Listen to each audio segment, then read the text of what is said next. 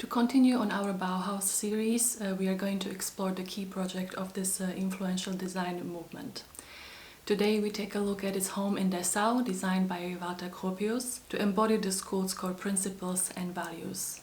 When the school was forced to relocate to Dessau, after succumbing to the pressure from Weimar's conservative political regime, Gropius seized the opportunity to design a suitably bold and progressive building as a reaction. It was also the reason why, during the Dessau years, there was a remarkable change in the direction for the school, which became even more progressive. Just like any other design from the Bauhaus Werkstatt, it demonstrated a holistic approach to the creative disciplines, the Gesamtkunstwerk, or the total work of art, in which buildings are seen as whole entities. The architectural project was commissioned and funded by the city of Dessau and was designed by Gropius in his own office, because Bauhaus did not establish its own architecture department until 1927. The city of Dessau also financed the project and provided the building plot.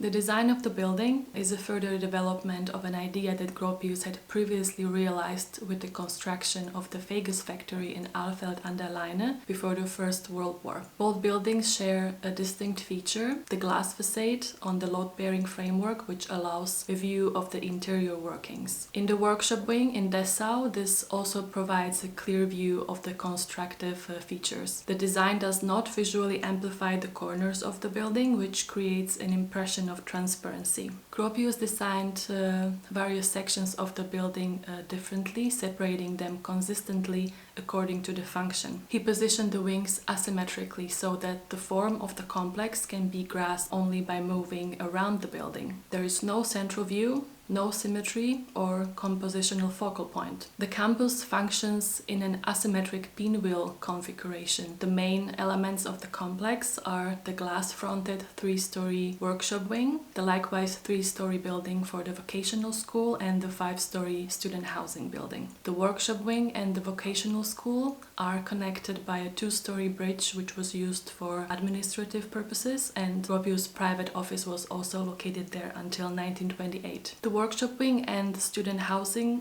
building are connected by one-story building, in which the so-called festive area, comprising auditorium, stage and canteen, is located. The student housing building housed students and junior masters in 28 studio flats, each measuring about 20 square meters. This was the encapsulated notion of the Gesamtkunstwerk, the building as an entity in its entirety, to be seen and experienced from the inside and from the outside. And in the spirit of total work of the architectural composition, the students and the masters participated on the design process as well. It also meant interior fittings, the furniture and lighting produced in the school's workshop to fit exactly the places they were located in. The interior decoration of the entire building was done by the wall painting workshop, the lighting fixtures by the metal workshop, and the lettering by the print workshop.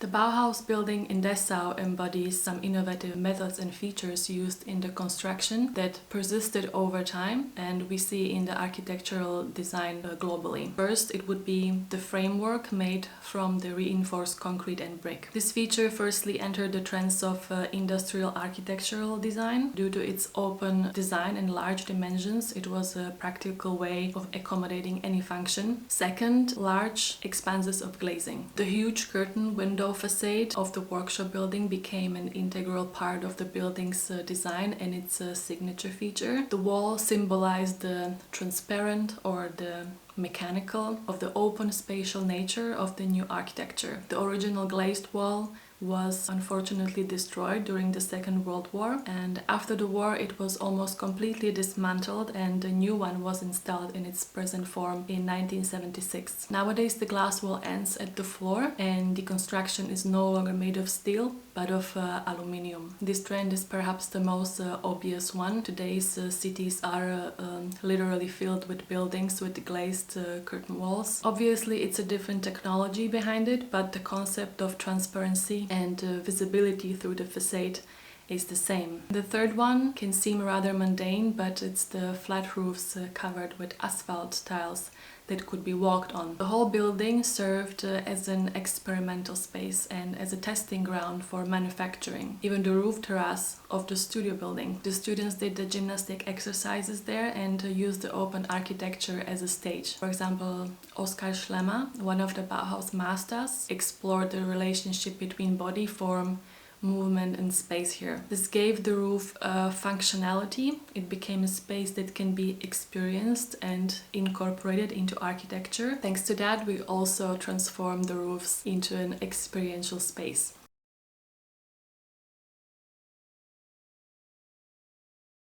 In 1932, the School of Design was forced to close as a result of pressure from the National Socialists, who had emerged victorious in the municipal elections. During the war, the complex was bombed and the damage was at first only provisionally repaired. The building was then listed and restored for the first time only in 1972. Extensive renovation measures followed after the Bauhaus Building was awarded the UNESCO World Heritage status. This was completed only in 2006.